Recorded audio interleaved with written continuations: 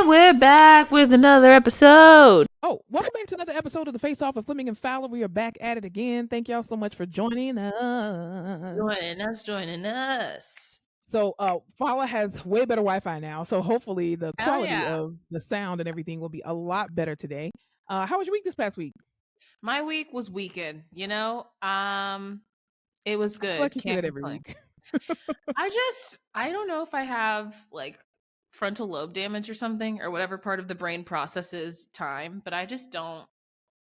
I'm just like living life, or I guess it's living me, Yeah. Well, you been late to everything or what? No, I just like feel like things happen and I just don't process it. Like I'm watching my life but not really living it, but not in a sad way, just kind of in a like whatever. Okay. That sounded way more depressing than I meant it to That sound. I yeah, just meant like the majority of my week is work, and to me work is just like, it's just work, whatever. So I don't really. yeah. But I got to see my family this weekend, which was nice. Yay, that's awesome. That's all I got. I should have something more exciting for you, but I don't. It's because you didn't go out of the country or go out of town. That's true. I really should spice it up. No, you spiced it up enough for 2024. How was your week? My week was actually okay. My weekend was very educational, to say the least. Okay. I attended the STS 2024, which is basically the cardiothoracic surgeons like annual conference that they put on. Ooh. And so I went to like this lung transplant symposium and conference, which was basically just talking about lung transplants, but also too specifically about people who, just have lung disorders, lung diseases, all that kind of stuff, because, it's a bunch of cardiothoracic surgeons, which are who does lung transplants. And of course there's pulmonary intensivists there and all that kind of stuff, but it was very educational, but very I hate to say this, it was very boring. And the reason why it was boring is because cardiothoracic surgeons, for the general public, they're nerds, right? But cardio gods are like the worst kinds of surgeons or the worst kinds of doctors, because they think they know everything. To me, I feel like they're worse than neuro, because at least neuro is like there's a gray area. Cardiologists and cardiothoracic surgeons, in my professional opinion and with my professional experience, the people that I've been around, they're just very direct and they don't see anybody else's view, only what they want to do. And which is not a bad thing to be direct, because I'm a very direct person, but in the field of medicine, you have to be collaborative. And not saying that there are some physicians that I have worked with who are not very collaborative, and then there are some who are the complete opposite. But they were just boring. That's all. But it was very educational. Yeah. It was they just couldn't keep the attention. Highly specialized doctors and surgeons are like too smart for their own good. They are. Because they even started talking about like prehab, or like rehabbing before surgery and stuff like that, which oftentimes happens. And it was so funny because none of the stuff that they said, regarding one particular topic, they were just like, well, yeah, we expect them to be walking this amount of feet in the 6-minute walk test and blah blah blah. And I'm just sitting there as a PT like, do you really know what happens with these patients?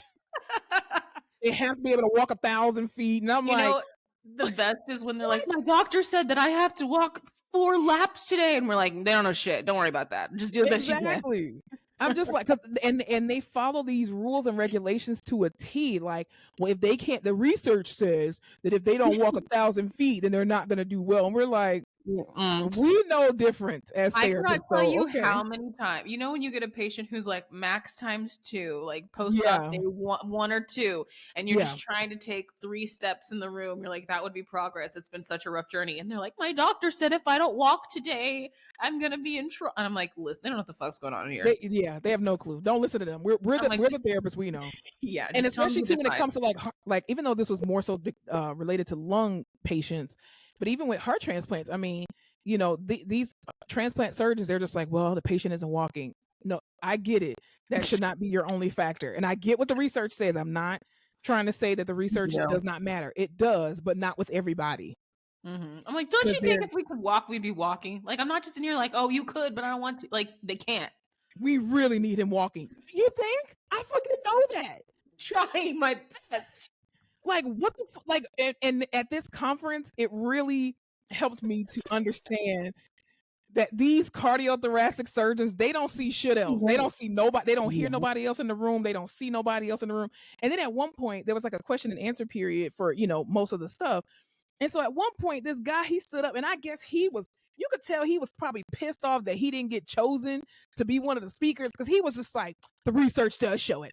And this was published in 2014. And I'm like, sit down. Are y'all right? I was like, are y'all about to argue right now in front of us? Like, we're all professionals. You know what? So awkward. And then at one point, first of all, the chairs were so bad. Oh my God, it was so uncomfortable. My back is killing me now. Which they just redid that convention center. So convention center, yeah. It was horrible. Those chairs, horrible. And were the crazy thin, skinny chairs?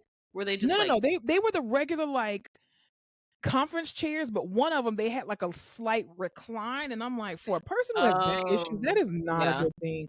And then at one point, because what I wore, I was like, if I'm gonna have to sit in a room for 8+ hours with a bunch of cardio gods, I'm not wearing a 3-piece suit. So of course I had on like a pair of like ripped jeans, a little button down white shirt, and then a sweatshirt on top of that to make it look kind of preppy or whatever. And I had on, what shoes did I have? Oh, I had on some Sperry's, which I hate them because they like really fuck up my pinky toe. But anyway, neither here nor there. Everybody else had on 3-piece suits, and I was like, y'all are dumb. I don't give a fuck how professional I look. And then yesterday or Saturday when I went to the thing, I just wore scrubs. So I've been wearing scrubs ever since. And I'm like, I'm wearing sneakers because if I want to be able to sit with my legs open and comfortable. So, and also speaking of comfortability and speaking of my back being fucked up, I want to send a special shout out to my friend and former coworker, Cointa. I'm not going to say her last name. Cointa found my massage therapist in literally less than 20 minutes. I already scheduled an appointment with him, but I do want to thank everybody who made a conscious effort to help me find my missing massage therapist. He really wasn't missing. He just quit his job at one location. I didn't know where he was. I don't know if he was missing or he was hiding, I did message him on Facebook Messenger. He did not respond. Oh no. But but the thing is, here's the thing. I don't think he goes on Facebook because I saw that his last post was from like 5 years ago. So I don't think he really properly stalked this man. Oh, absolutely, because I wanted to make sure. But also too, I've already scheduled my appointment. He better not cancel because I'm gonna go postal. That's all I'm saying. Allegedly. Damn. You did that was some grade A investigative work. Good job. Listen, Cointa needs to you cannot convince me Cointa is not an arc. She is. You know she what? found that man in 20 minutes. I literally said, I texted her on Saturday and I was like, hey, I need you to help me find so-and-so. And she's just like, oh, what happened to him? I was like, he left his job or quit or whatever. He no longer works at that location. 20 minutes later, this bitch texted me a picture and was like, is this him? It's because she's from the Valley. And I'll tell you something about girls from the Valley. They'll put their mind to something and they'll get it done. So don't mess with a girl from the Valley. Don't do it. Listen, it was, I'm so glad that she found him because now my back can be rescued because that conference, like, I don't think people really understand, like, going to continuing education unit conferences or like just going to conferences in general is a lot on your body. Like, it's information overload. It's so educational, but it's information overload. Yes. And then at one point, do you remember being on field work when you were a student and I would just come home and be like, oh my God. Overwhelmed. Like, I just want silence. And then at the symposium on Friday, at one point, like, it was lunchtime, and so they fed us, which was great. The food was really amazing. What'd you eat? And then, What'd you eat? I had these little roasted potatoes. They had the little perfect yeast rolls. They had sauteed vegetables like zucchini, squash, carrots, and what else did they have? They had something else on there that I ate. They had like chicken and fish, and then they did have this amazing red velvet cupcake. It was really good.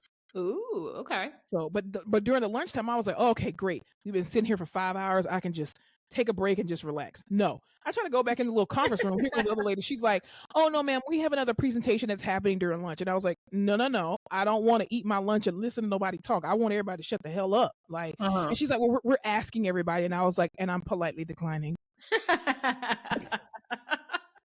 Like, what part of that don't you understand? And I tried to just say, I was like, I left my water in here. So I just sat there. I was like, you're not kicking me out. No. I need peace and quiet to eat my lunch. You don't. Also, I paid to be here. I don't have to go see everybody. Listen, these cardio gods, man, I'm telling you, they're weird. They're so weird. But I did see a former aortic surgeon that we used to work with, who is no longer at the hospital that I'm no longer at. Anyway, but I forgot his name, so I couldn't say hi to him. But anyway, he looked at me like, I know this girl from somewhere, but he probably couldn't remember my name either. It's weird seeing physicians outside of the hospital. True. Like, it's kind of on the same line as seeing teachers outside of school, but even more different, I feel. Yeah. I don't know. Because you're just like, wow, that's what you look like in real clothes. It's like seeing a nurse outside of scrubs. You know what it is? I think like we not put up with a lot of shit, but like you kind of... Yeah, we do.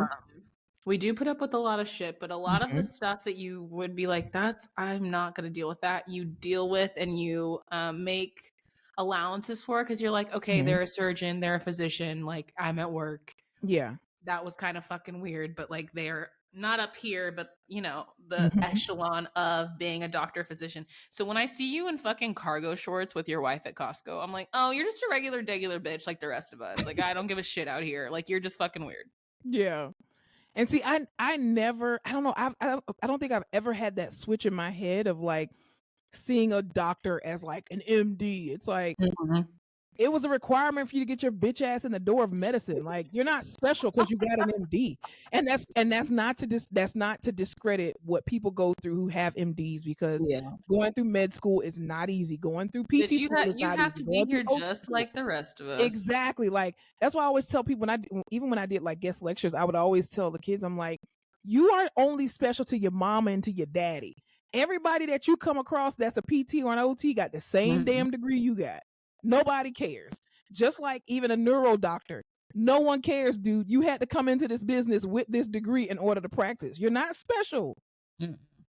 I mean, you're special to your patients and to your mom and daddy, but to the field of medicine, nah. It was a requirement to get in the door. That's why, you know, those therapists they always have their 2 cents to put in. Have you tried that? Like, and not to be helpful or to help problem solve. They just want to show you that they know things, or they want to be like, I know how to treat better. I'm like, took the same class as you did.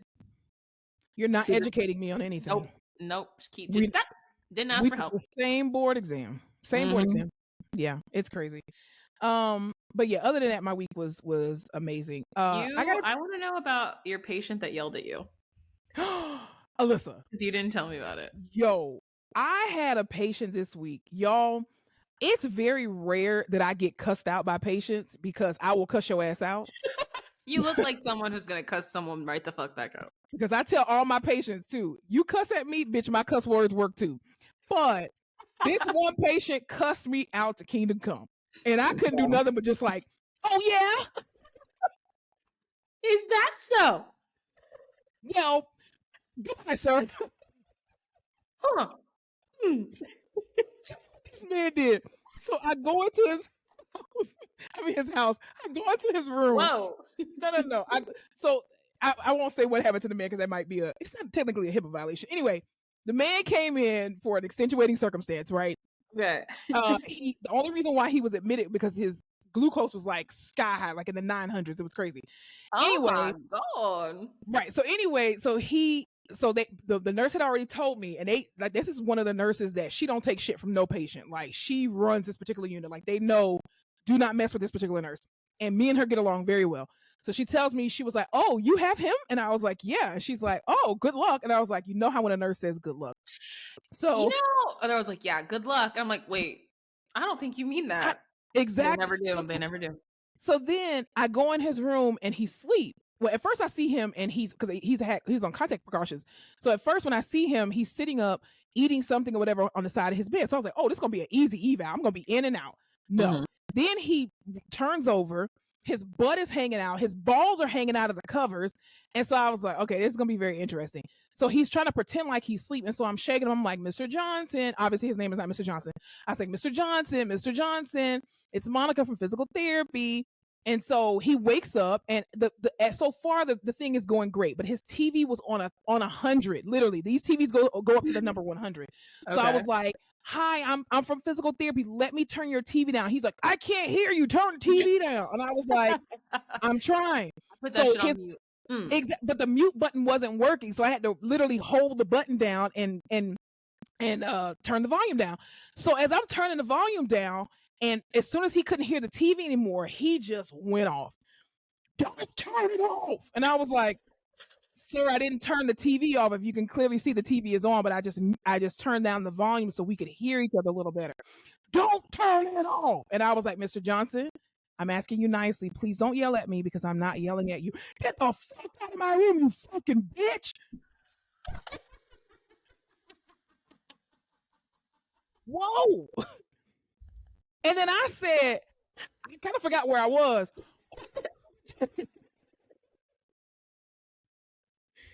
And then he was like, "You're fucking screaming at me. Get the fuck out of here, you motherfucker." Mind you, this man only weighed 114 pounds. I'll break him in half. So I was just like, "Mr. Sir, you will not talk to me like that, okay? Because all I'm trying to do is help you. And let me explain to you why I'm here. Fuck you, bitch. Get the fuck out of my room. Shut the fuck up." And I was like, "All right, you can come to my bitches in here, goddammit." So he was like, "You a bitch." I was like, "You have a great day." He was like, "Get the fuck out of here." I was like, Make me, son." With your fucking hyperglycemic ass. Yeah, me. I was just like, that wasn't even necessary. So then, of course, the nursing staff hear it. Come out of the room, they all laughing at me. And I'm like, "Y'all heard that?" And so, of course, all my good, savvy comeback lines I said after I got in the room. I was like, I should have said, "Bitch," but I didn't because I didn't think about it. Yelling from the door. I was just clutching my pearls because I couldn't believe he cussed me out like that. And I was like, damn, I wasn't even in your room for like 10 minutes. So, yeah. I think it's the, you know how it is a, like, effortful thing every day? Mm-hmm. Well, for me, it is to not act a fucking fool at work, to not cuss, to not speak my mind, to not do all this shit. And because it's our professional setting, you assume that everybody there is operating on the same plate. So when someone comes at you crazy, I'm always like, wait a second. I thought we were all trying to be fucking adult professional people here. No, he cussed me. I'm talking about, I had never heard so many MFs and Bs. I said, "Sir, I ain't gonna be too many more of your bitches." That's what I did say. I said, "Sir, I ain't gonna be too many more of your bitches now. I'm trying to help you, little punk ass." I didn't call him a punk. I wanted to. But I was like, "Sir, just as well as your cuss words work, mine do too. So I suggest you calm down." He was like, "Close my fucking door, bitch." And I left that shit wide open. Nope. And I didn't turn his TV back up. Good. See if you can work your remote now, sir. I had a patient who's an inmate, and you know how I love fucking prison talk. Prison talk, right. Thank you. And he just like was over everybody's shit. So I went in there and he was just being kind of a jerk, not super mean. He was just ornery. He was just like, "No, get the fuck out of my room." And I was like, that's what I'm going to do. I became best friends with all his little fucking guards. So I'm in there every day like, "Hey guys, how you doing? What's up?" I'm like, "Oh yeah, you don't want to work with me? That's fine. I'm going to stand in here and bother you and you can cuss me the fuck out. And if you get out of line, Joe or Jim or fucking Carl back here has got my back. You're chained to the bed and then we're having a great fucking time. All right?" Exactly. And you can join the party, but you're being an asshole. I'm telling you, it's hard as a professional not to cuss back at patients when they cussing at you. And here's the thing. I get it. Medically, everybody's in a different space. You lose a bit of your independence, the whole yada yada bullshit. Who cares? Yeah. We know. But all I'm saying is, as a person who is a cusser, not in professional spaces, but baby, I ain't gonna be too many more of your bitches. Just saying. It's very hard for me to not catch me out of these scrubs. Listen, and first of all, I'm from South Florida, okay, and as a South Floridian, like we will crack on people real hard. Like you know how New Orleans they rib on people, or you know they call it ranking. We crack, okay, in South Florida. And as a person who got a slick mouth, it's very difficult in a professional space for you to cuss me out and say all kind of F'ers and MFers. So you could imagine me trying to type up this note that was like, we're canceling the consult because like, he cussed me out. You motherfucker. That's so I had to put all the little stars in there and make sure I had as many stars that needed to be to spell the word. And then my coworker, the OT, he was getting ready to go, and I was like, he just cussed me out and called me everything but a child of God. I don't think you should go in there. And he was like, oh, okay, all right, cool. So then he said that I guess he tried to go back in the afternoon and he heard him cussing out somebody else. I was like, didn't I just tell you not to go and see the patient? But you want to go and make a difference, I guess. But anyway. But you know what? Not you, because you're a normal person, like with a normal personality. Yeah. But there is a therapist, a physical therapist at our old job. Yeah. And he would always tell me, whatever patient we had together, he'd be like, oh, well, I already tried them and they were in such a bad mood and they threw me out. I already tried them. They don't want therapy. And I'm like, yeah, because you're fucking weird and no one wants to talk to you or be around you. Like, that's what that would piss me off, because I was like, you've ruined it now. You've ruined it because you went in there and you sold therapy and they fucking hated you. So now I have to go in there and like, hopefully they'll let me control. Yeah, exactly. But he's always like, oh, I wouldn't even try it. They were so rude and they don't want therapy. I was like, no, motherfucker, they don't want you because you're weird. Yeah, definitely. I have definitely been around people like that where patients are just like, don't send that motherfucker back in here. And I'm like, don't worry. You can't spell PT you can't spell party time without PT. Don't worry, we're good, But yeah, it was insane. I'll tell you crazy. I'll tell you what else was insane with regard to cussing out people. We got to talk about it. That's going to be the main subject of conversation right now. Hiss by Megan Thee Stallion. Let's talk about. You've been in a Bible study, correct, in your life? All right, you took out your little highlighters. You're fucking in the word. You're dissecting shit. Me with these hiss lyrics, bitch. So if you don't know, if you've been living under a rock, you need to go to YouTube and you need to type in Megan Thee Stallion Hiss. And it is basically not a diss record. It is a response record to everybody that has been talking shit about this young lady for the past 2 years or so. She doesn't say any names, but she said, we gotta get this shit off my chest. She literally comes for everybody who came for her. And what I find interesting is that I guess like her whole album is getting ready, like she's relating a lot of stuff to snakes. And bitch, if this was just your hiss, I'm afraid to see what your bite is gonna be. I haven't felt this way listening to a song in a minute. It was a great day for hip hop, great day for rap, for female MCs. Good God. Tina Snow came out and showed her ass, her whole ass, and I loved it. When every line is good.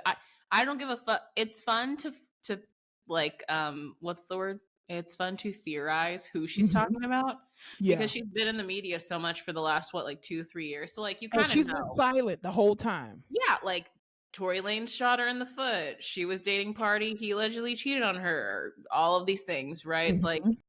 So to go line by line and try to guess who the fuck she's talking about has been this little fun game. I love it. When she talked about the lipo and talking about how the BBLs and how the men be having the same scars, I was like, Drake, that was Drake. Drake, 110%. Definitely directed at you. Then at the end, she says, don't be writing me. Why don't you write this dude? Why don't you download JPay? I was like, oh, Lord Jesus, I felt it in my heart. Oh, she's like, why don't you schedule a conjugal visit? Megan. Oh my God. When she brought up Megan's Law, I was just like. So the big thing has been that she brought up Megan's Law, and everyone is assuming she's talking about Nicki Minaj, because Megan's Law is a law about maintaining safe environments for children in relation it's about sexual registered sex offenders. Yeah, it's about making sure that registered sex offenders are registered and that people have access to that information. Which, if you don't know, Nicki Minaj is married to Kenneth Petty, who is a registered sex offender. You don't have to say allegedly on that, because he is. No, because that is a fact. That is. And even though people were saying that it happened when he was 15 years old, and I do understand that, but he was allegedly tried as an adult, which is why he has to be on that registry. But also, too, weren't there some other claims that he sexually assaulted another woman and that his victim allegedly Nicki Minaj was basically bullying and kind of having her fans do the same thing or whatever, allegedly. But anyway, It's go ahead. just not a good look, but it's also just a fact. It's one of those things. Like, it would be, if you ever had a DWI in your life and people could look that up, then people could call you a They're drunk. gonna You know what I always mean? talk Like, about it. yeah, people could always Yeah, talk about it because it's just fact. It's on a yeah. legal record. Anyway, of course, Nikki went on Queen Radio and went on Instagram Live and just started. We did a 72-hour rant, and I was like, Nick. Here's the thing for Nicki Minaj. I am not a personal fan of her. I like some of her music when she first came out, but I really want Nicki Minaj to understand, baby, you are Nicki Minaj. And you are unraveling in real time, and It did you not sound good. appear to allegedly be on a cocaine high. Bitch, the Now, way not she said, fragment footed bitch, this bullet fragment foot bitch, fragment yo, footed. I was like, yo. people are comparing her to like Dr. Seuss, 1 foot, big foot, 2 foot, blue foot, and I was just like, that's what you respond with? She said that Meg the Stallion should conjure her mother because her mother Which is dead. horrible. That she should conjure her mother and apologize for all the shit she's doing. Out of pocket. But see, now I feel like if Megan Thee Stallion come back out with something, if Nicki Minaj responds in an actual record, and Tina Snow come back for your deceased father and or your child, or the child that you stated that you, I guess, I don't know if she had an abortion when she was younger. I think because people were talking about that this son that she would have had, but I think something happened where she lost a son with some guy named Aaron, right? I guess it's her ex-boyfriend allegedly. But now if Megan Thee Stallion bring that up, you can't be mad at nobody but yourself, because these rap beefs, baby, they unlimited. There ain't no rules to them.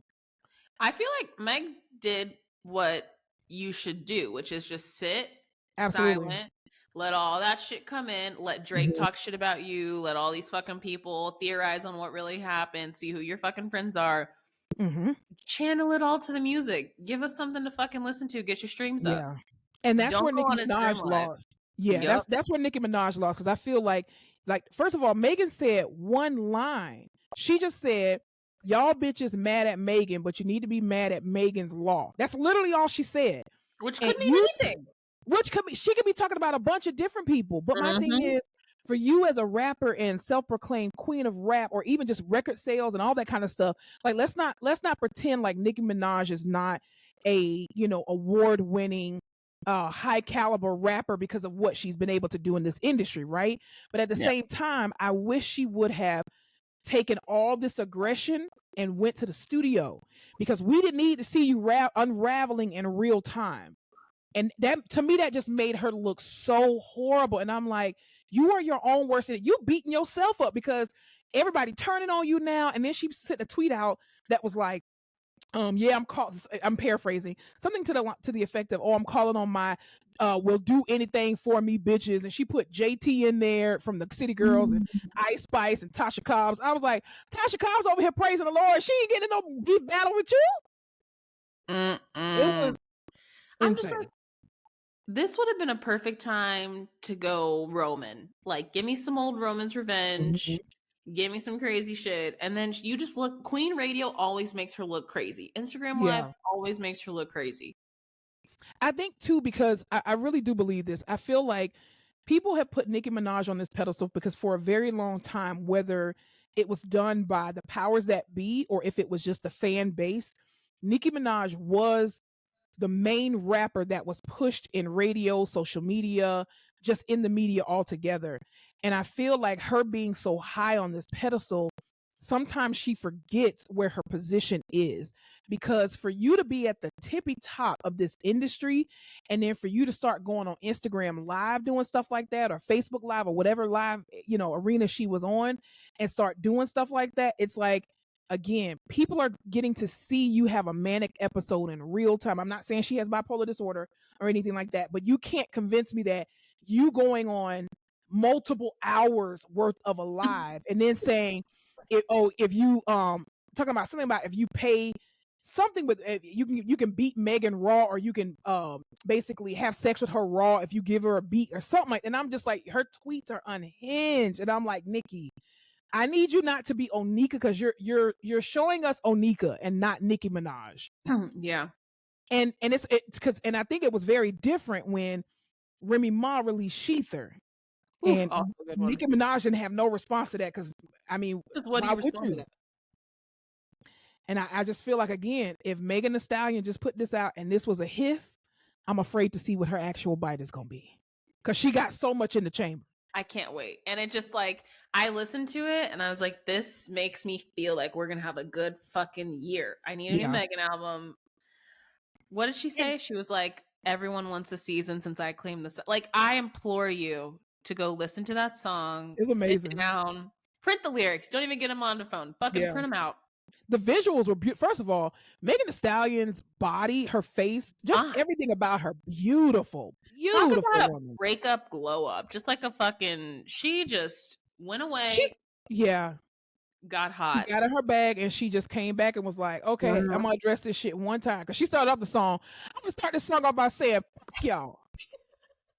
I was like, have you been talking to my patient? Because he sure cussed me out in the same way. But I think too, I think it was a great day for hip hop. And the reason why I say that is because people forget a lot of times that women, like female MCs, can really rap.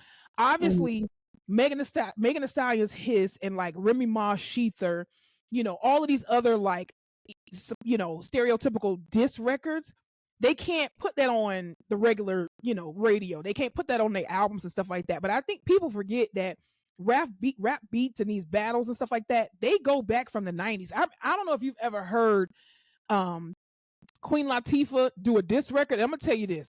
A lot of people sleep on Queen Latifah's rap ability, and I think it's because she does the movies and she's done the TV shows and all that kind of stuff. Let me tell you something. Please go back and just listen to Queen Latifah's Name Calling Part 1 and 2. And you will understand why she from Jersey. Like, people gonna be like, wait a minute, this ain't the UNITY person. It sure the hell ain't. Damn. I mean, even from Roxanne Shante, she had a whole diss record on Moni Love and Queen Latifah. You got Kaya, who has had diss records on Trina, Jackie O, Foxy Brown, all of these amazing rappers. And I'm just like, rap battles, that is a part of hip hop. It just, and like, what happened to the fun rap beef? Like, where no one's gonna get killed, no one gets shot in the streets. Like, it's that's how it was in the 80s. I know. And 90s. And kind of, I feel like in the last couple of years, like after, oh no, why can't I think of who got shot? Lauren London. 6, 7, 8. Lauren London did not get shot. What? Well, who was Lauren? Not Lauren London. Yeah, Nipsey Hussle. Thank you, Nipsey Hussle. Remember when all those rappers? A rap beef? No. But I remember when all those rappers started getting shot randomly, like a bunch of XXX Tenacion. Yeah, and I feel like we kind of calmed down in rap beef since then. Like, it's been Drake and Meek Mill, or Pusha T and Kanye, like random shit. But see, a lot of that though, like even Young Dolph and like what's his name, Pop Smoke, those were like people who were not in the industry killing them. These were like, I know, but it's just I don't want to say gang related, but because I don't want to put them in that box, but it was street related type situations. I miss the good old fun rap beefs where it's just like, let's talk our shit on the albums. First off, fuck your bitch in the click you click. Amen. Well, that didn't end out so well, but true. But they didn't kill each other though. That's true. But this is like, that's half the fun of hip hop, is like everyone's just being braggadocious, talking their shit, fuck you. And we can leave it at that. It's like leaving it on the court. But you know what I don't like and I don't appreciate is a lot of Nicki Minaj fans or stans the barbs are like doxing people, and I really want people to understand we don't the extent of that. Like, my thing is, you can have an infatuation with a person, you can love a rapper, you can love whomever you want to love, right? You can be a Beyonce stan, you could be a fan of these people, but when you start getting into committing crimes, which doxing, the results of what doxing can actually occur is a crime, and your ass will go to jail. And people are releasing people's phone numbers, their addresses, and I'm just like, if you have to go this far for a person that that does not even know you exist, that's a problem. And the fact that you feel like you have to, because somebody has an opinion about someone that you're infatuated with, like, I don't understand what's wrong with people and why people feel like they have to do that. It's a different makeup chemically in the brain. It It's the is. same people who like leave horrible comments on Instagram, the Mm-hmm. Instagrams of celebrities and things, because to you and me, we're just like, you either leave a positive comment or you just keep Yeah. it pushing. Like, why the fuck would Mm-hmm. I go tell you you're a nasty slut bitch and I can't believe you posted this? I don't Right. give a shit. But some people really feel entitled and just like empowered to do these crazy things. Doxing is insane to me It is.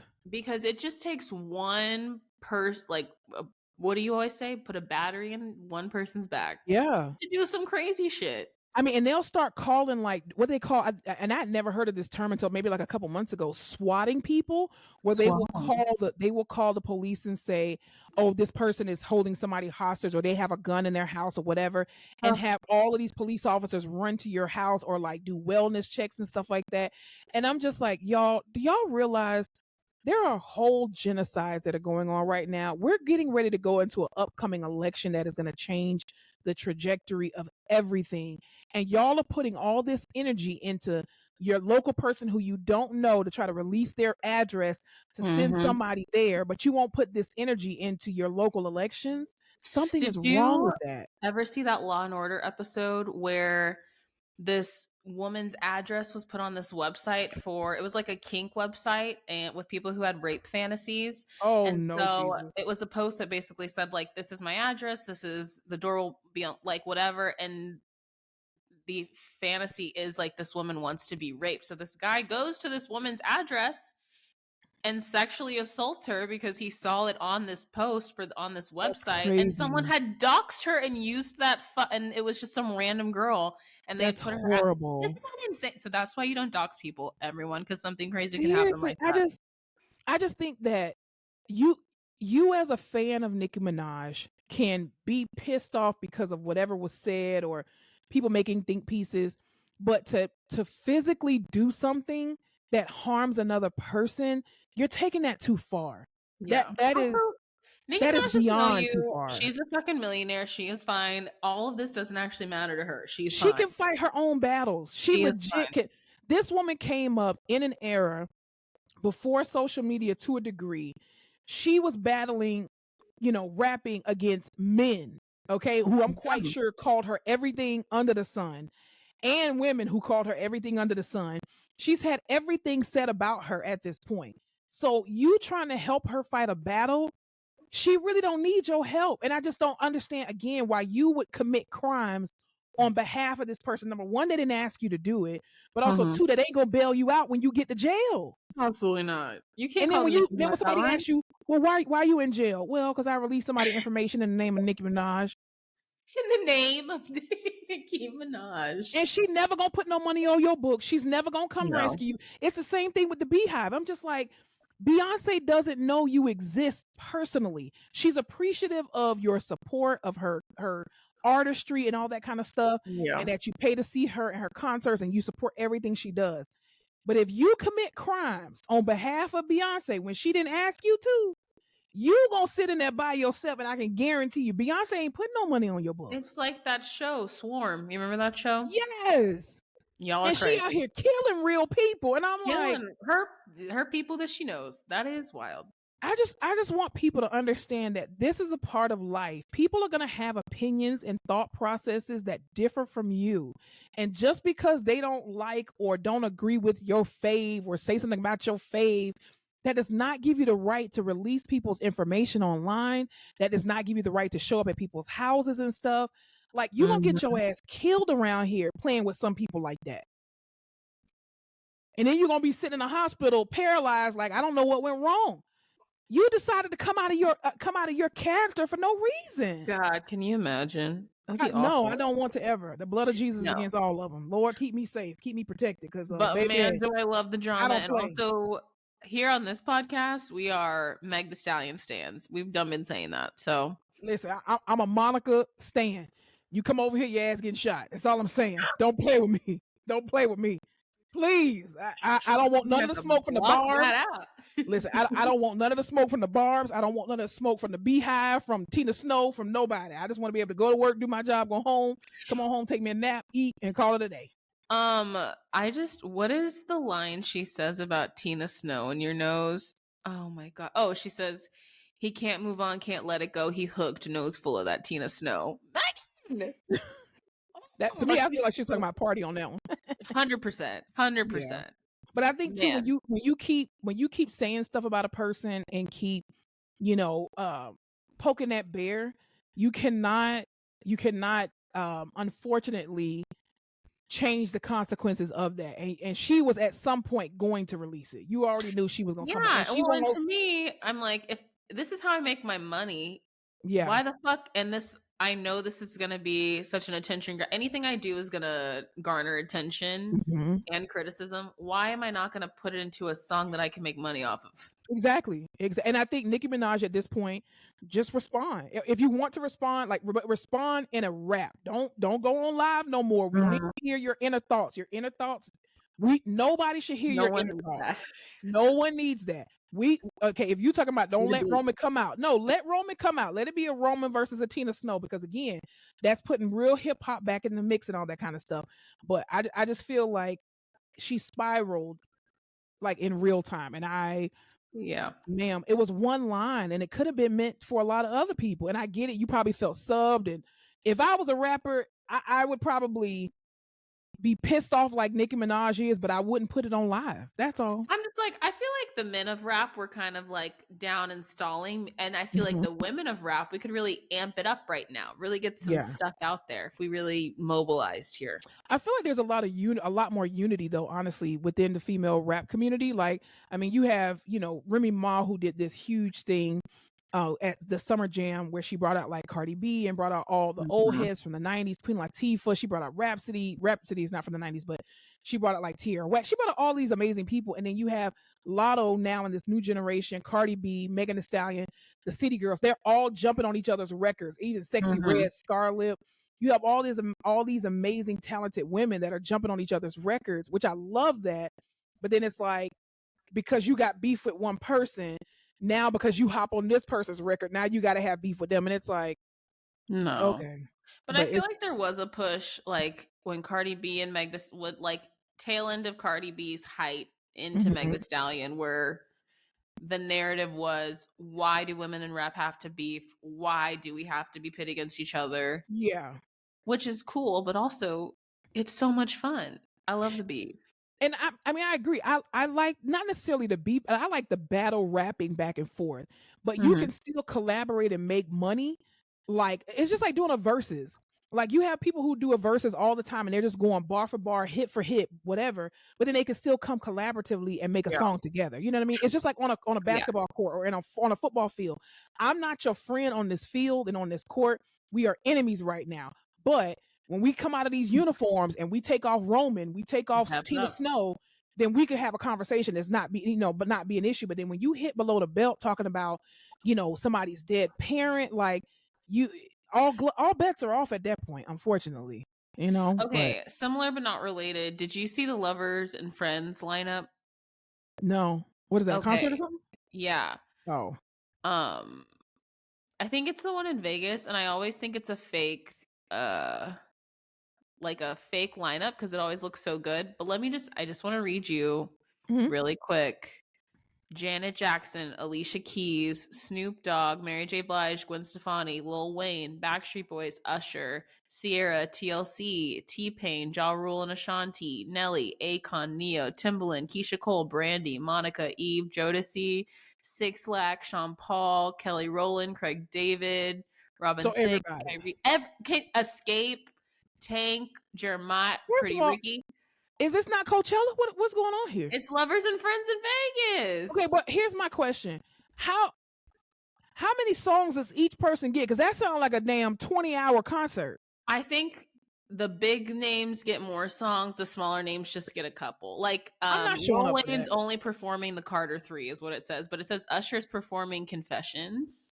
You get one song a piece, bitch. Who got time to be standing up that what? You Rick named off like Ross. 30 artists. I'm just telling you, this lineup looks like it sounds fake, but it's real. How much are the tickets? I don't know, probably insane, but that would have been a good one to go to. I think they're sold out. Yeah, that's That's too But much. I heard okay, so Coachella, the lineup for Coachella to me looks good. It's like Lana Del Rey, No Doubt, Mhm. which I would go to. I think they said it's the lowest selling Coachella ever. Who is Lana Del Rey? Like, Really? You don't seriously, know who is Lana it? Del Is Rey? she Gen She Z? sings Young and Beautiful from The Great Gatsby. Will Yeah, you wow, still that did love it. That was a me light bulb. when I'm no longer young and beautiful? Doesn't No, ring a bell. it doesn't. And she's okay. Is Anyway, she Gen Z though? not real. Maybe a little. She's also white. She's also white. I'm Good, not yes. trying to be I'm not trying to be discriminatory, but I mean, I just don't know her. I just don't know her. Yeah, no, it's fine. But do you remember, I don't know if you remember last year, everyone got stuck at Coachella in the mud. Do you remember that? Yes, I do remember that. No one could get out. And I'm like, between that and us being in the state that we're in economically, I'm just like, who the fuck is gonna pay to go do that? Well, apparently, there's a lot of stuff that's happening politically. So who knows where we're going to be by the True. time that because when is that concert? April. Who knows? We might be in a world war. Who knows? I I pray don't we're wish it not. on anyone, but who the fuck Oh, knows? well, I'll tell you what we don't know. Lord Jesus, the Texas borders. Amen. So the state of as people would say, the great state of Texas. I don't think it's really that great of a state, and I live here, but I'm also not from here, so I completely understand. There's one thing about Texas. Texans love Texas. You know what's hilarious is every time a born native Texan talks about the great state of Texas, they automatically get a country boy accent. Because there's something about it and it pulls it out of you. It's in your heart, it's in your soul, it's the great state, and we will always it comes You right to you. Texans are unhinged. That's all I have to say. Honestly, there's something it's kind of like your siblings where you're like, I can talk shit about them all I want, but as soon as anyone talks shit about Texas, Yeah. I'm like, oh yeah, really? You want to talk shit about Texas? I'm like that with Florida because I'm a Floridian. And when people talk shit about Floridians, I'm like, bitch, we are amazing people. It's the people from up north that come down here and commit crimes that make our state look bad. And Ron DeSantis with his little feet. Anyway, well, the great state of Texas has been having some issues. So I remember one particular governor who currently sits as a governor, aka Hot Wheels. Hot Wheels leading the way. Remember when Roe v. Wade got overturned and he said, well, and they were asking him, did he make exceptions, or is in his law to ban abortion, is he going to make concessions for women who are who get pregnant as a result of sexual assault? And he said, well, the great state of Texas, we're just going to get rid of all the rapists, right? And so data has come out now that since the state of Texas has put a ban on abortion, that over 26,000 new cases of sexual assault that resulted in pregnancy have now been documented. Not only that, the Texas border, there's, Hot Wheels and Biden have been going back and forth, but other states have been lending their support to the state of Texas because we have, unfortunately, a border control issue, right, is what they say. Now, I used to have a very hard stance on border control, right, and immigration. And I don't like the word immigrant because I call them asylum seekers, I've right? heard you say that before, Right. yes. I think as I'm turning, getting closer to 40, I feel like parts of me are turning into a Republican, and I don't know why. You've been in Texas way too long, honey. I've been in Texas too long. Okay, so here's the thing. My rights.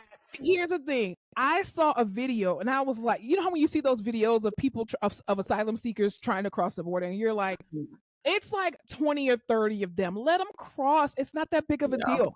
Well, I saw this video. I don't know if it's fake news, but I did see this video where it was no lie. It was probably like tens of thousands of people trying to cross the border. And I was like, where are they going to go and who's paying for that? That's why we're shipping them to the Northeast, honey. I mean, they're shipping them to Chicago. And I feel like everybody has a right to equality and freedom. But when my loans aren't paid off, I got to say, hey, wait a minute. If my student loans are paid off, I wouldn't care. Yeah. But I just feel like there's a lot of people, there's a lot of people in this state that are suffering. Inflation is going crazy everywhere. But I don't know. I feel like parts of me are becoming a Republican, and I don't like. I need to get the fuck out of this state. I really do. I really do. It's just hard because the borders are overwhelmed. Like the sheer amount of people trying to come, and there's no resources for them, and they're cutting funding. Yeah. And they're cutting, like, there has to be a way, a system, a something, but no one has figured it out. And in the meantime, they're just getting more people there. Like, it's just one of those things. And I don't know the answer. But on this side of it, you're like, we have a homelessness problem. We have a veteran issue. We have like insane student loan debt.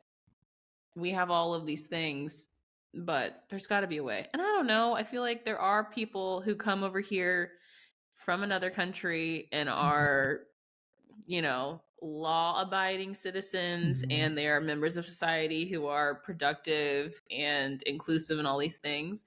But there's also a large number of people who come over here and don't have a fucking plan because they're just trying to escape something horrible, which is understandable. Yeah.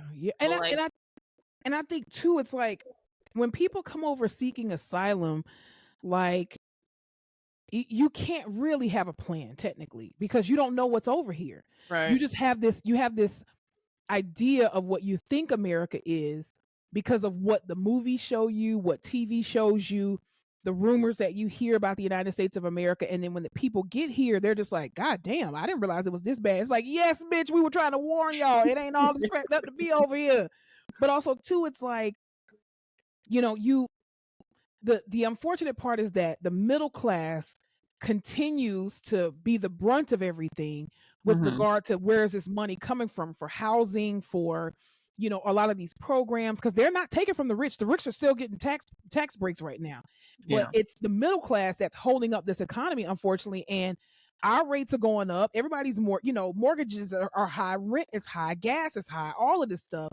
But it's also a domino effect too from everything that happened from a whole ass pandemic. Like, we can't deny that the pandemic that we are still in, let's be clear, because it's not over, because COVID numbers are going back up. But this whole pandemic slowed down production of everything. And I don't care that it's been 2 or 3. People are like, it's been 3 years. No. It's been 3 years since COVID first started. We're still dealing with COVID shit. Everybody's economy is still trying to catch up, except for New Zealand. New Zealand is the only country that has figured out how to eradicate it multiple times. Down. Exactly. They shut their borders down very quickly. And I just feel like, that there is, I mean, I wasn't oblivious that there was a border issue. However, they're overrun. Build a wall. Put up the fucking fences. I think because, again, growing up in South Florida, you hear about maybe a dozen of people, of asylum seekers coming over at a time.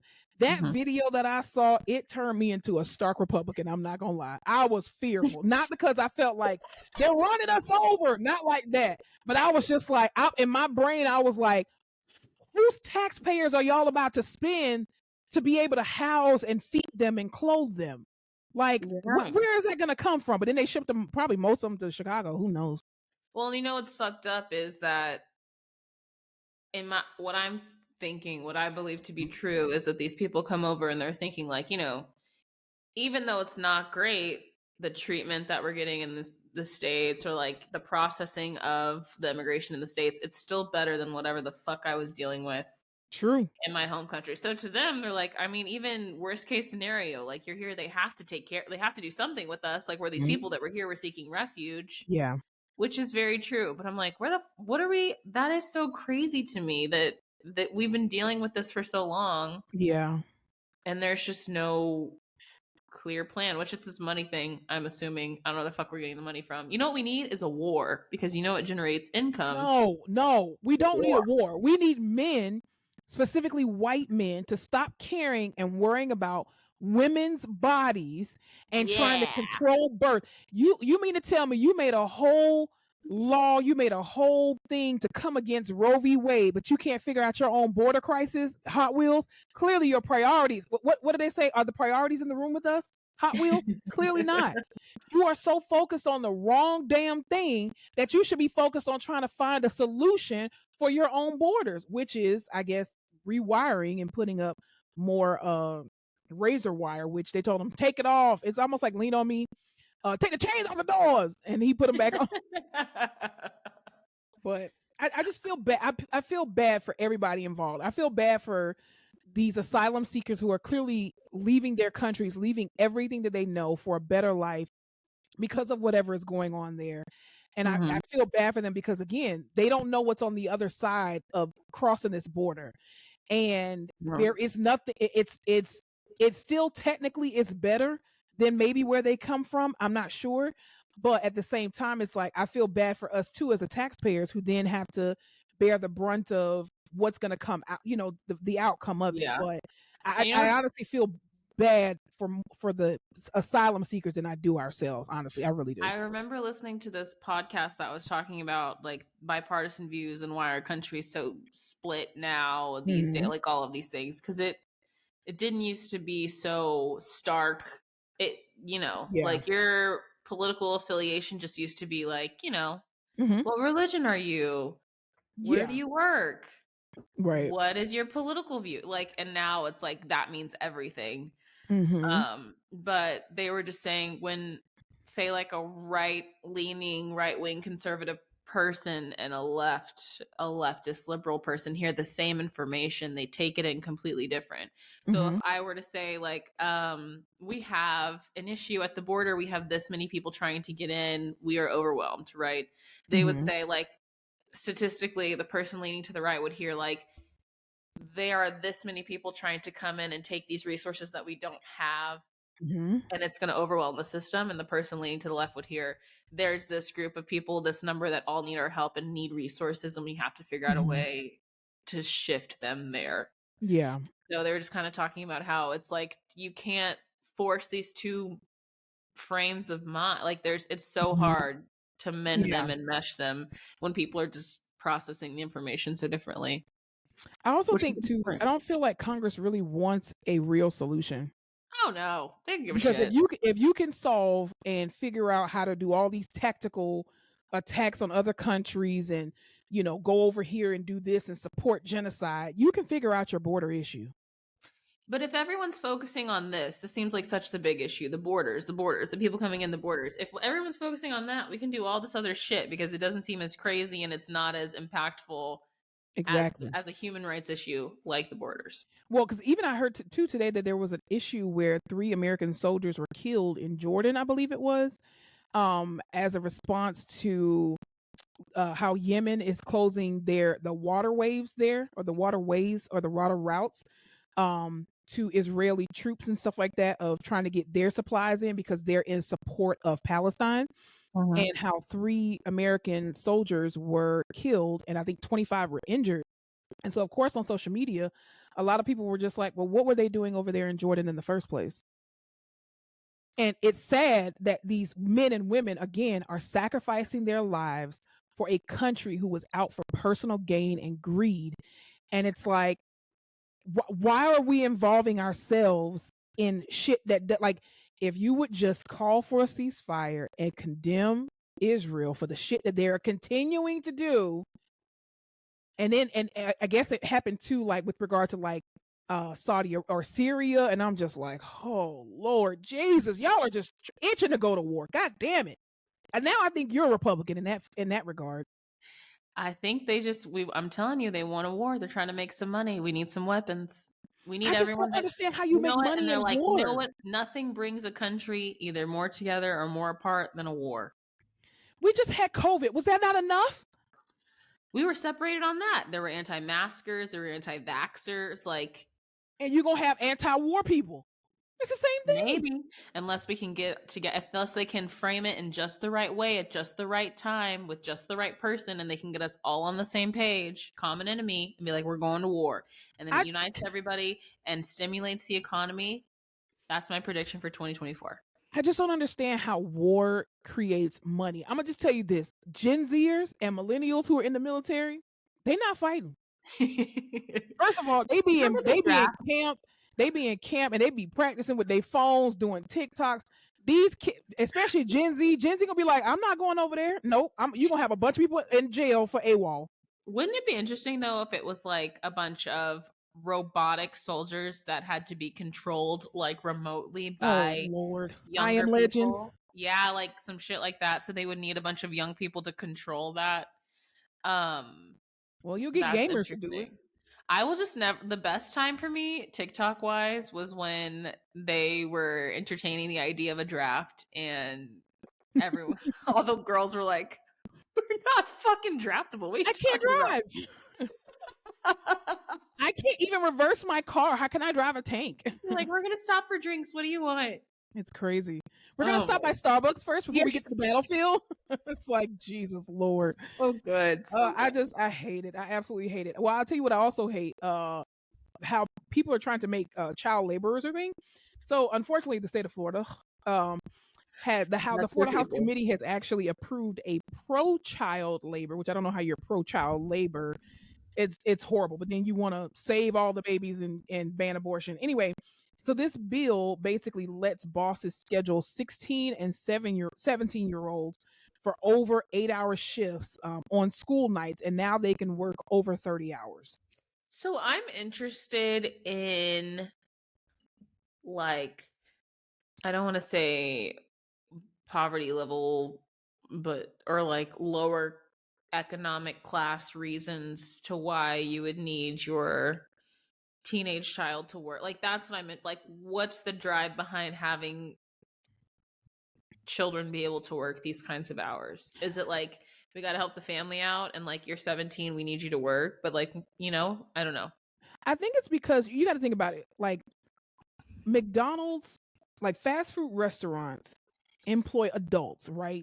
And mostly to work those day shifts, and college students to work those day shifts. But when it comes to those night shifts, overnight shifts, and stuff like that, most adults are not trying to do that because they've already worked in the day. So the people that you can get to work that mid shift, time, 3 to 11, stuff like that, are your high schoolers, because now they're out of school. And I feel like certain industries during that late shift don't have as many adults, and I think that's why they're doing it, to now say, oh well, you're responsible enough. Maybe we need to go back to the old days, when the kids helped out on the farm, because they're getting a little wild. Well, kids don't want to be in the sun, they want to be TikTok influencers. So that's true. And they don't know a hard day's work. They don't know about labor. I mean, I wouldn't have wanted to work like that when I was 17. No, I don't think you should. I mean, here's the thing. I think kids should get summer jobs. That's about it. I don't think that as a teenager in school, you should be forced to get a full-time job or a part-time job while you are actively in school. You have a lot of kids that want to do and participate in extracurricular activities. The summertime is the time that we talk about going back in the day. You used to be able to get a job during the summer and make a crap ton of money, then to be able to divvy it out, but still stay in school this fall and the spring semester. I don't feel like kids should be going to school and working at the same time. Your summertime is your opportunity to do that, because as an adult, you shouldn't be going to school and working at the same time. Because even when you're in college, most of us had to work and go to school at the same time. However, but we're adults now. But as kids, I just don't let them kids focus on their academics and their extracurricular activities that make them well-rounded people. Yeah. Don't force them into the labor field already, because then they're gonna be 30 years old and pissed off and ready to quit. My mom used to say, you have your whole life to work. Exactly. Well, and Nikki Haley is trying to make sure, because she's trying to increase the age of retirement to 70. I'm sorry. Do you remember when they tried to do that in France and they fucking rioted in the streets? They said, I think the fuck not. Well, we too busy in the AC. I don't think we're gonna riot real bad. I mean, you know how much it would take so much to mobilize. We can't do it. We can't be bothered. Like, does anybody have any bottled water? Can I get some Starbucks first? It's the same thing as a draft. Yeah. It's definitely. But I don't know. I don't know what rhetoric I've always known, for me, like in my age group, everyone's always said like, oh, there will be no retirement to draw. Like, you have to figure out your own retirement. You're not going to be able to get Social Security. There's nothing.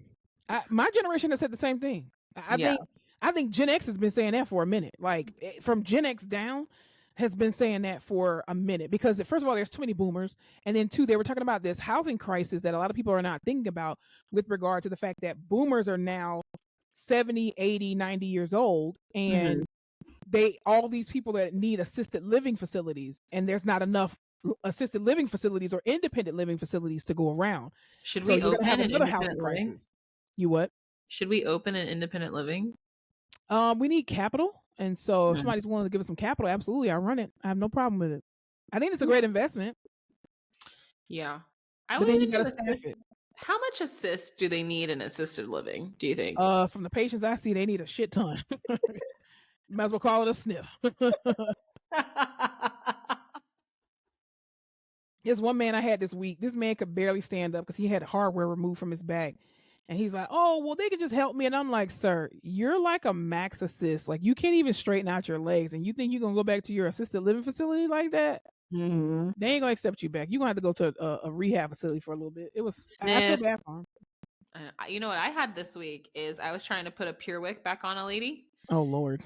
And I said, "Is that good?" She goes, "No, honey, you're gonna have to move the fat around. Just stick it on up in there." And I was like, "What is?" Never in my life did I think that this was gonna be my job. Yeah, no. I Fucking got duped. separating labia to put in a cooter canoe, Getting cussed out getting cussed out, making sure it's in the right spot so you're comfortable, so you can piss on yourself. and not get up out of the bed and actually just go to the bathroom. You're 100%. What has the medical field come to? Last couple of things that we want to talk about before we get out of here. I want to congratulate both South Carolina and LSU's women's basketball team for having Carolina. one of the highest rated basketball games this season. There were 1.5 million viewers that saw that game, and Shut they had a up. sold out crowd. South Carolina came out on top. I think the score was 76-70. But I think it was an amazing time for women's basketball, and I love the fact that Dawn Staley wore a sweatshirt that said, "People are always watching women's sports because they are," and That's why it was everyone so was entertaining. tweeting that. That Hmm. makes sense. People watch women's sports. I was like, They yeah, no do, shit. Why are we they saying do. that? They just don't claim it, which is sad because it was an amazing game. I watched it. It was an amazing game. My grandpa, love that man. He is like the biggest women's sports fan. It's My so uncle was funny. like that. Yeah, I'm just like Hmm. I feel like people who truly enjoy sports just in Hmm. general, like Yeah, the artistry of organized sports, they mhm, love women's athletics. they do. It's the people who don't really know what's going on that are just like, women's sports sucks. It's so boring. I'm like, your mama's boring. Shut No, the because hell like up. men's sports is like swagger and ego and big moves and stuff, but Yeah. women's sports is very calculated and Hmm. more team focused and like the true artistry of the sport, I I feel. agree. I So absolutely agree. love a women's 100%. sport. Oscar nominations came out this past week, and your girl, barbecue sauce on her titties, Tasty from Orange is the New Black, she got nominated for an Oscar in her supporting role as Miss Sophia in The Color Purple. My And favorite movie. Divine Joy, she got also nominated for her supporting actress role. America Ferrera got nominated for her supporting Mhm. actress role in Barbie. But I was asking you about earlier how people were upset that Robbie, Robbie, you're almost there. Margot Robbie didn't get an Oscar nom, and I'm just like, what was she Because supposed to? she did an amazing job in that movie. A. B, it was one of the highest grossing movies of the year. Yeah, C, it was a cultural phenomenon.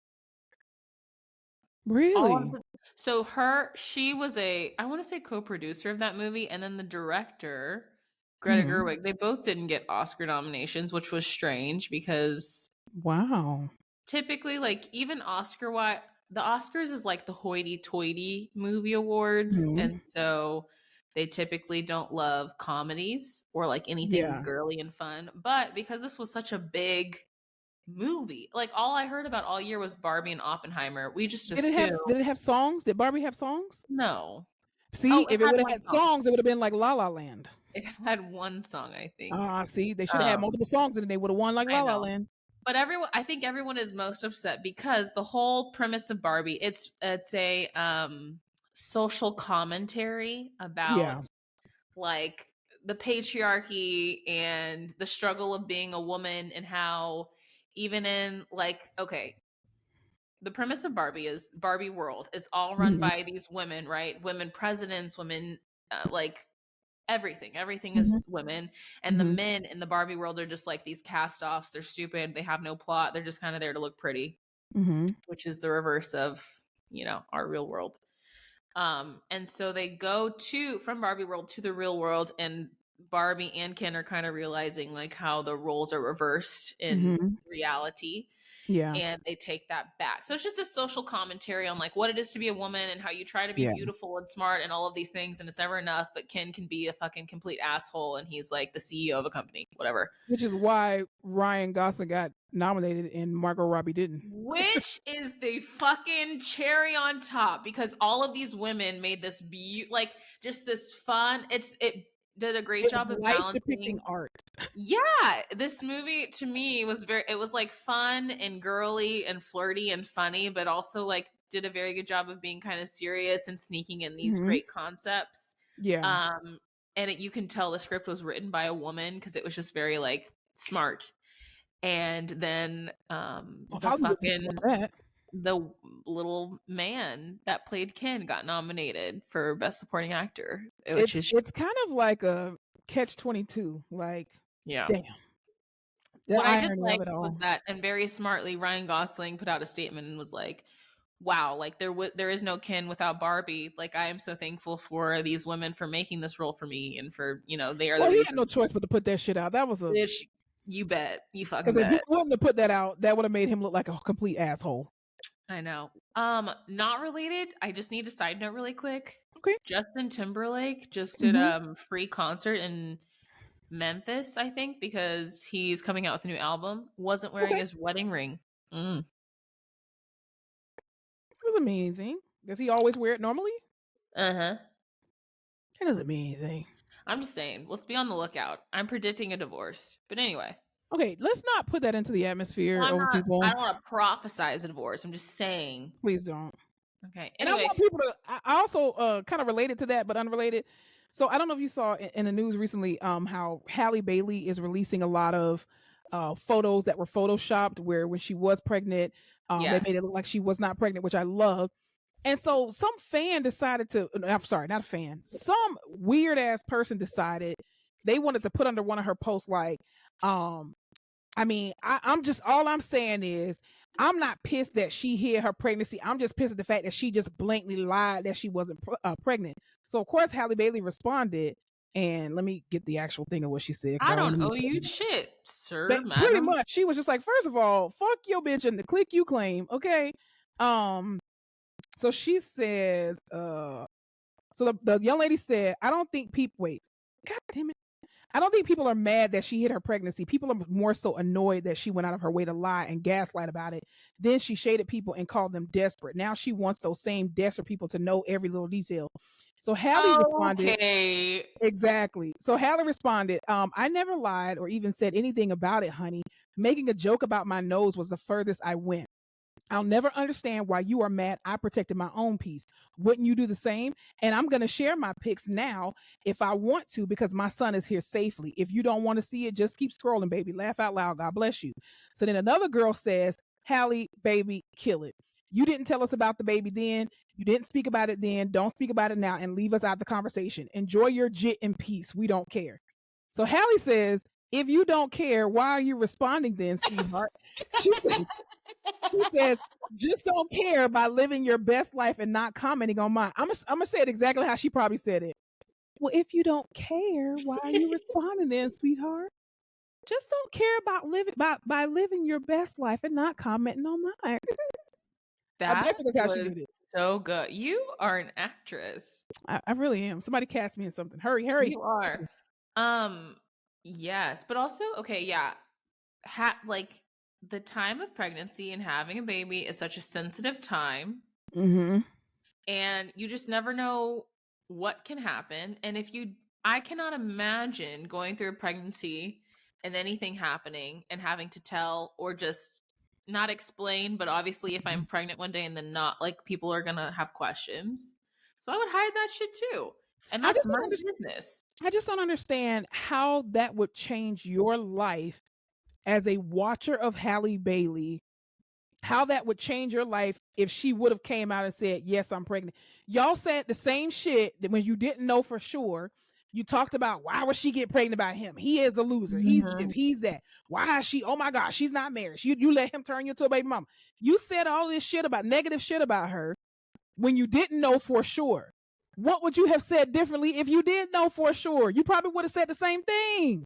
All I know is I was flabbergasted at the picture she posted where they photoshopped her belly. I love that.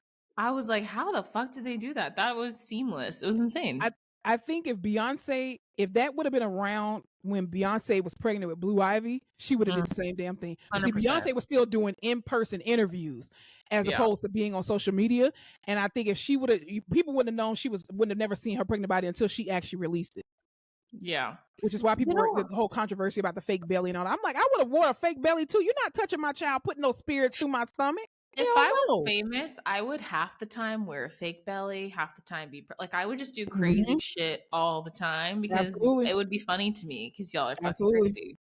I agree. I would do the same thing. Speculate. I'll give you something to speculate about. Absolutely. Anything else we need to talk about before we get out of here? No, I don't think so. I haven't watched anything because I'm a loser. Oh, you know what I did start watching is that old movie, The Circle, with Tom Hanks and Emma Roberts. It's on Netflix now. Have you seen it? No. It's like Ouch. Emma Roberts starts working at this company that's kind of like Google, Apple-y, real techy. And then she starts finding out that they're doing all this like really shady stuff behind the scenes with like data collection of people and stuff. But it started giving me anxiety because art depicts life. Damn, it got a 16% on Rotten Tomatoes. Shit. 16%? Damn, they didn't. 5.3 out of 10 on IMDb. God dang. Maybe I won't finish it. Won't be watching that shit. John Boyega was in it. That's why I turned it on. But I guess not. Okay, never mind. No one watch it. No one watch it. Jeez. I have been so busy this past week. I have not turned on my TV once. I've been living life through social media. So yeah, that's about it. My goal is to watch all the nominees for Best Picture for the Oscars. That's my goal. I do want to see that. I really want to see Poor Things with Emma Roberts. I heard she's amazing. I want to see, what is the movie with all the black people? Color Purple. No, not that one. I will watch that one. It's with oh my god, nonfiction. Oscar movie nominations. Come on. Tell me what it is. Do you know? No. In my head, all I hear is The Handovers. American Fiction. The Hangovers. Oh, yeah. American Fiction. I want to see that one. I want to see The Jeffrey Hangover. Wright. He was nominated for lead actor. And I like him a lot. Tracy Ellis Ross plays his wife, right, in the movie? Yeah, and Sterling K. Knight is nominated too. Love Sterling K. Knight. So that's my goal for the next couple weeks, is to kind of get that together. Yeah. Well, that's cool. Yeah. What about you? You got anything else? No. This is my also last thing. Okay. Did you see all those people who were like, oh my god, wait, hold on. Hold, please. Are you in a rush to go somewhere? Are you busy? No, we're just at almost an hour and 20. Okay, well, the people can wait. Hey, this is the first time we've had good enough service to continue this long. So I know, everyone should be so excited. Okay, my Wi-Fi is always great. Yours is horrible, but it's okay. I worked on it. I saw this thing on Instagram. It said 96.2% of people would never listen to Drake again if they got a mansion in return. Absolutely. Okay, that was my first thought. But then I was thinking, there's so many Drake songs. So many. But do we need them? I could never dance to Nice for What again. Or Work again. You know how sometimes on social media, they'll pass around this little meme it'll have like 4 artists on there, and they're just like, take away one artist and all their catalog. You can absolutely take away Drake from my catalog. I would not miss that. Listen, I don't think it's the most like groundbreaking work in the world, but it's something I grew up with him. Like I need it, you know? He's like a box of mac and cheese. There's no nutritional value. It's not, earth shattering, but it's just a comfort. I think I need him. I would love a mansion Which is though. why you need to start learning how to bake mac and cheese. Oh, you don't like a box of mac and cheese? Hell no, that fake ass cheese shit. That's the best. There's something about a box of cracked mac and cheese. Yeah, chemicals. Yeah. It's like, I don't want good mac and cheese. I want the blues. I grew up on baked mac and cheese. Like my aunt Pat, she makes the best mac and cheese ever in the world. Argue with your mammy. But and yeah, anytime anybody come in my face with Kraft, I'm just like, if you don't get this bullshit out of my fucking face, I can't do it. I love a box of mac and cheese. Can't do it. Mm-mm. I used to do that in college, but now no more. Sometimes it hits the spot. Never. I mean, hurricane food, probably. You would do it? Only if it was a hurricane. Okay. Or the power's out, To each their own. Okay, definitely. That was it. That's all I got for you. All right, y'all. Well, thank y'all so much for joining us for another episode of The Face Off with Fleming and Fowler. We appreciate y'all for standing with us. Y'all, I know it's been a transition. We've gotten some comments about our chemistry on film that it's not the same. And I get it. We miss being around each other as well, too. But, she misses unfortunately, she's in a FBI prison right now, so she can't get out. She has to serve her time. So once she's finished serving her jail sentence, then we'll be back in person with each other in the studio. But y'all just bear with us during this time. Continue to share, like, subscribe, comment. We see your comments. We appreciate y'all so much. And y'all remember to have an amazing rest of your week. Y'all remember to spread light. What? Spread love. Spread the light. Wait, also, I think I'm going to have to get an eye lift. One of my eyes is drooping, and I can tell on 30 camera. Yet. Get the fuck out of here, dude. Okay, wait, this is the last thing I'll say, and I'm done. This is very important to me. Did you see Kylie Jenner in Paris for Fashion Week? Why would I? Because she looks, respectfully, she looks horrible.